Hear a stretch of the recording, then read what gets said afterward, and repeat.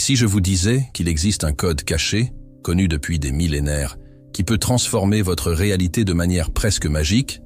Oui, cela peut paraître exagéré, mais la vérité est que certains mots sont porteurs d'un pouvoir qui dépasse l'ordinaire, un pouvoir présent aussi bien dans les textes sacrés que dans les découvertes les plus récentes en neurosciences. Et le plus surprenant, vous connaissez déjà ces mots, mais vous ne les avez probablement jamais utilisés correctement. L'humanité a toujours cherché des moyens de manifester ses désirs et de changer la réalité elle-même.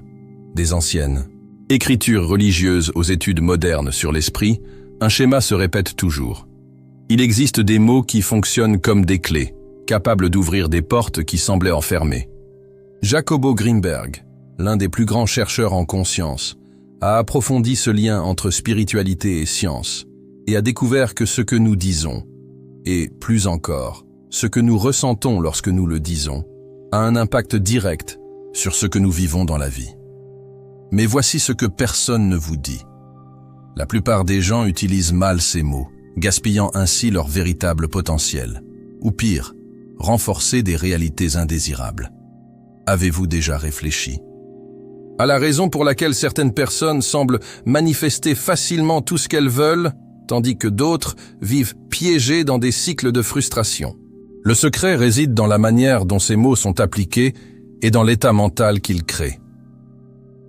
Et maintenant vient la partie la plus importante. 5 mots, lorsqu'ils sont utilisés correctement, peuvent reprogrammer votre esprit, aligner votre énergie et changer complètement votre destin. Des mots si puissants qu'ils étaient mentionnés dans des textes anciens et sont désormais étudiés par la science. Et aujourd'hui, vous comprendrez exactement comment les utiliser pour transformer votre vie une fois pour toutes. Les mots ne sont pas seulement des sons qui s'échappent de notre bouche.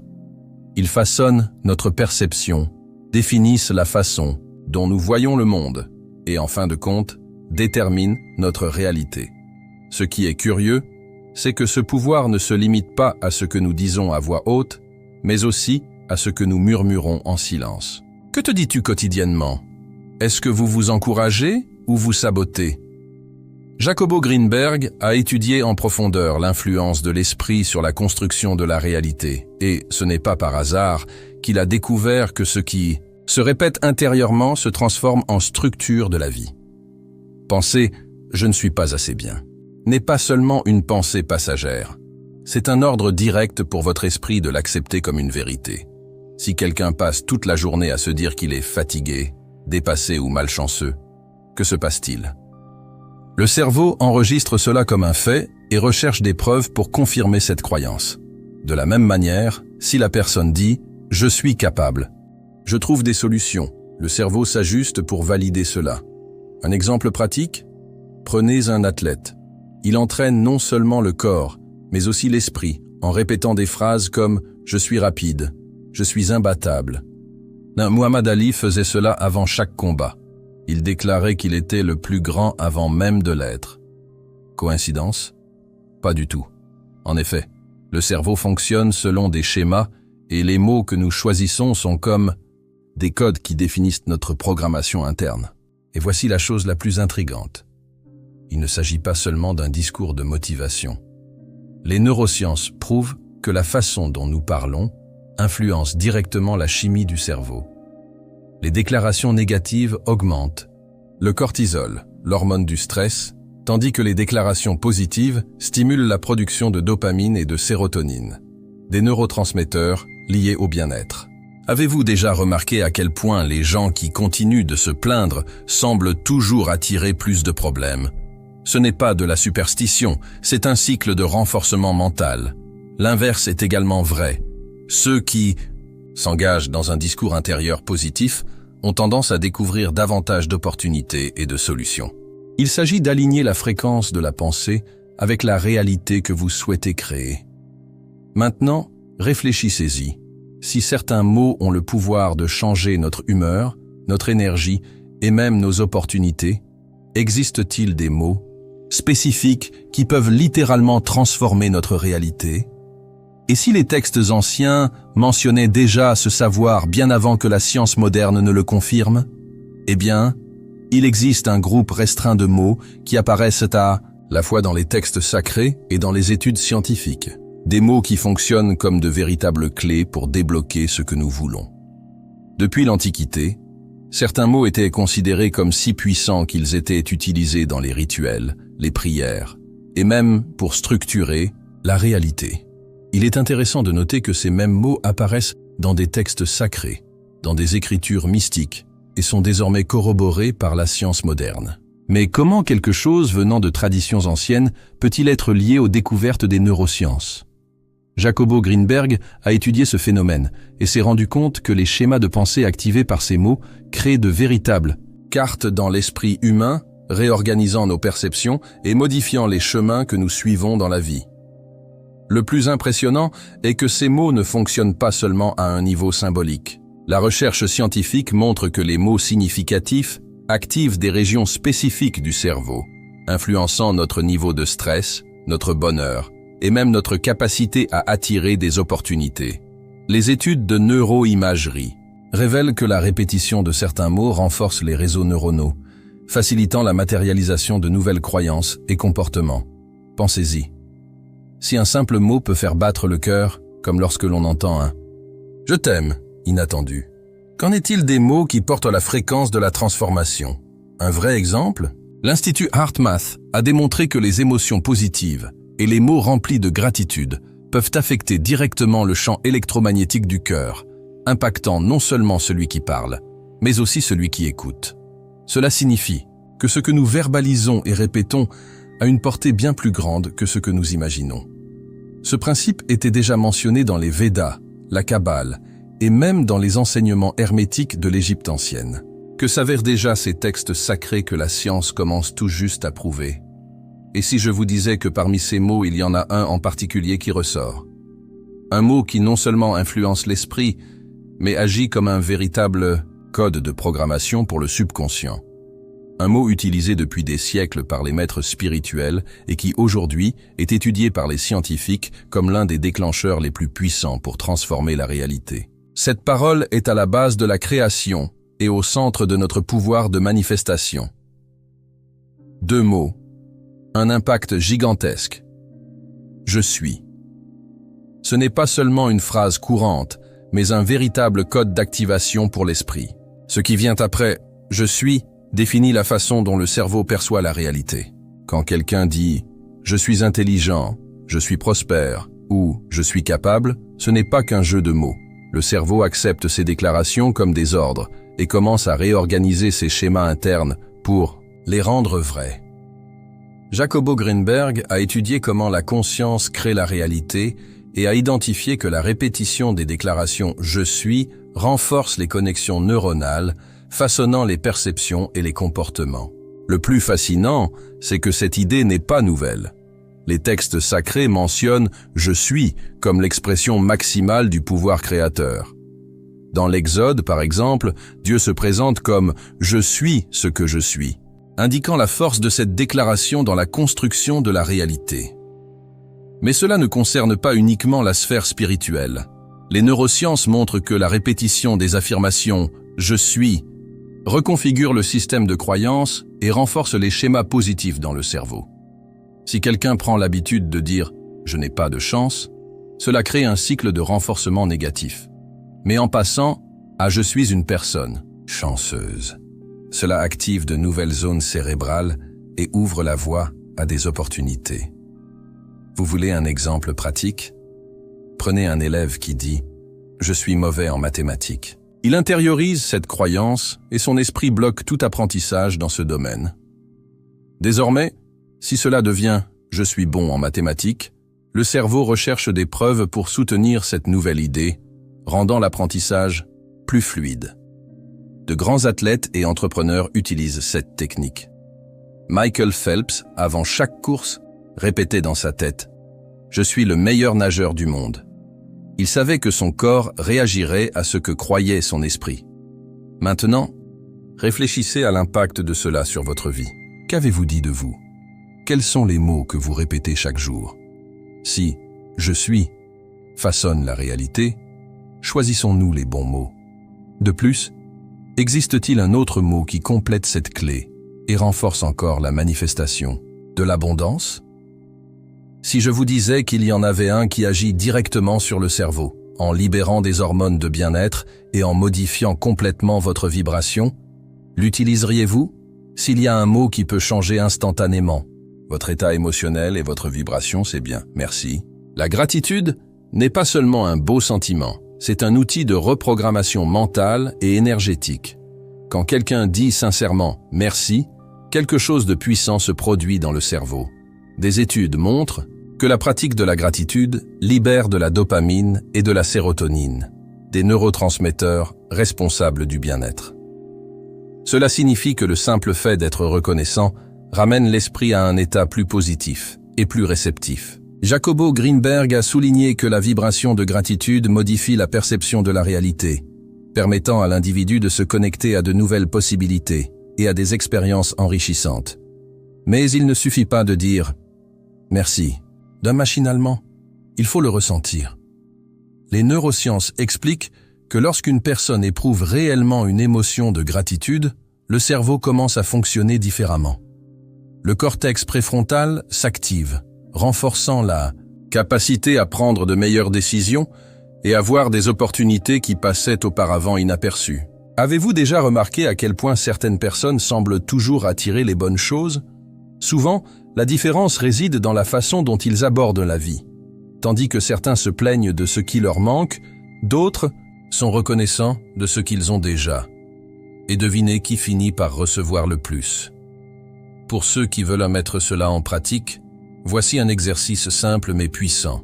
Chaque jour, avant de vous coucher, écrivez 3 choses pour lesquelles vous êtes reconnaissant. Cela peut être quelque chose de grand, comme une réussite au travail, ou de petit, comme un café chaud le matin. Cette habitude a le potentiel de transformer votre état d'esprit en quelques semaines. Tony Robbins, l'un des plus grands coachs au monde, enseigne que commencer la journée avec gratitude change la chimie du corps et prépare l'esprit à recevoir davantage. Ce n'est pas un hasard si les personnes qui réussissent le pratiquent quotidiennement. Or, si la gratitude nous met en phase avec l'abondance, pourquoi certaines personnes ont-elles encore le sentiment de devoir tout contrôler autour d'elles? Il existe un autre secret, un mot qui défie le désir humain de contrôle et enseigne le véritable abandon. Et lorsque ce mot est utilisé correctement, il libère les blocages internes et permet à la manifestation de se produire naturellement. S'il y a quelque chose qui empêche la manifestation, c'est bien le besoin obsessionnel de contrôle. Beaucoup de gens passent leur vie à essayer de forcer les choses, à planifier chaque détail et à devenir frustrés lorsque quelque chose ne va pas. Mais la vérité est que l'univers ne fonctionne pas selon la logique du désespoir.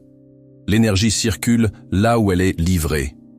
C'est là qu'intervient la puissance du mot « I trust ». Quand quelqu'un dit vraiment cela apaise non seulement l'esprit, mais permet également au flux naturel des choses de se produire. Jacobo Greenberg a étudié l'interaction entre la conscience et la réalité, et l'un des plus gros blocages qu'il a identifié était précisément la résistance mentale que nous créons lorsque nous doutons du processus. Les neurosciences le prouvent. Lorsqu'une personne est dans un état d'anxiété, le cerveau active l'amygdale, la région liée à la peur et à la réaction de combat ou de fuite. Cet état de tension amène le corps à libérer du cortisol, l'hormone du stress, fermant ainsi les portes à de nouvelles opportunités. Désormais, lorsque quelqu'un répète « I trust », il active le cortex préfrontal, responsable de la créativité et du raisonnement stratégique. Le résultat? L'esprit s'ouvre pour voir des solutions qui semblaient auparavant invisibles. Combien de fois avez-vous eu un problème qui semblait impossible à résoudre, mais dès que vous avez cessé de vous inquiéter, la réponse est apparue?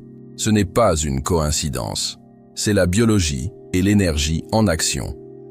En pratique, la confiance ne signifie pas rester les bras croisés, mais plutôt comprendre qu'après avoir fait sa part, la meilleure chose à faire est de lâcher prise et de permettre. Un exemple? Imaginez un homme d'affaires qui investit. S'il passe ses journées à s'inquiéter, à regarder les chiffres à chaque minute et à douter de sa propre réussite, cette énergie de méfiance peut affecter ses décisions.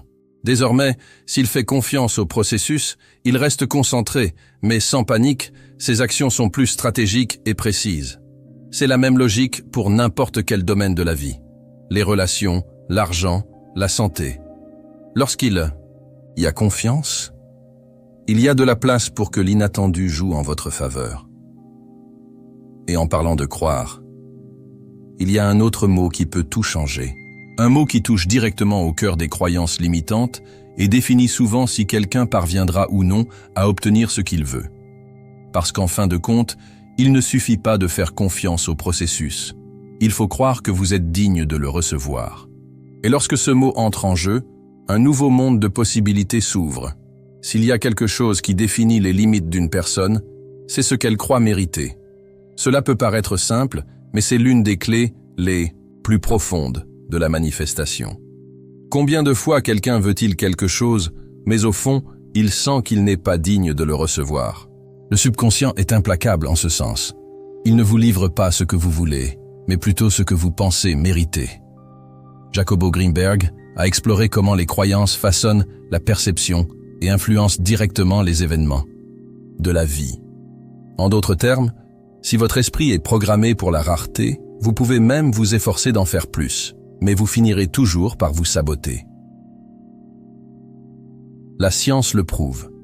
La recherche montre que les personnes ayant une faible estime de soi activent des schémas neuronaux qui renforcent l'auto-sabotage. Le cerveau, conditionné dans un cycle de « je ne suis pas assez bon », crée des modèles de comportement qui confirment cette idée. C'est le cas classique de quelqu'un qui reçoit une opportunité incroyable, mais qui ne se sent pas en sécurité et la gaspille. L'inverse se produit également.